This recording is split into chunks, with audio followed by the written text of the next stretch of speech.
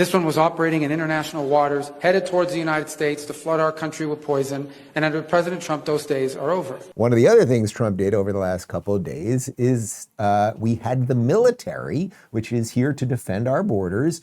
Well, it struck a Venezuelan drug vessel. A vessel was coming from Venezuela with lots of drugs. These drugs probably would have caused drug addiction on our shores, possibly death, fentanyl death, et cetera, and we blew up the vessel. That seems pretty okay with me.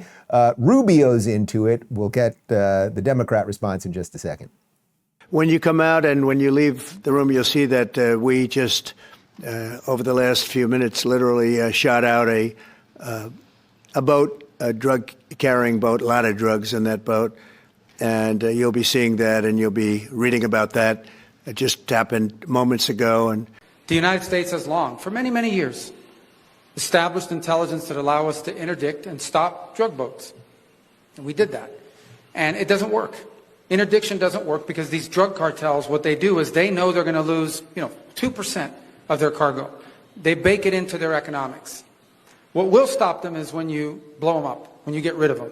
So they were designated as what they are. They are narco-terrorist organizations. So the same information and the same intelligence mechanisms with maybe a higher focus was used to determine that a drug boat was headed towards eventually the United States. And instead of interdicting it on the president's orders, he blew it up. And it'll happen again. Maybe it's happening right now. I don't know. But the point is, the president of the United States is going to wage war on narco-terrorist organizations. This one was operating in international waters, headed towards the United States to flood our country with poison. And under President Trump, those days are over.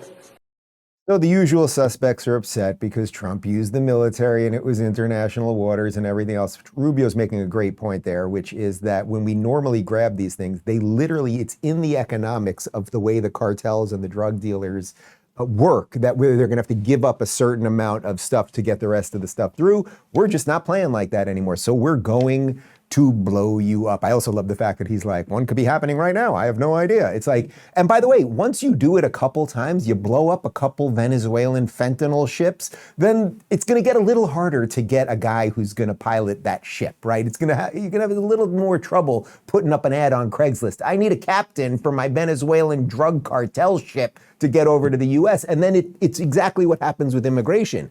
You do a few things. You say, we're going to start arresting people. We're going to start deporting people, whatever it is. And then the signal is sent out to the world. Okay, getting the fentanyl across on the boat is going to be a little more difficult.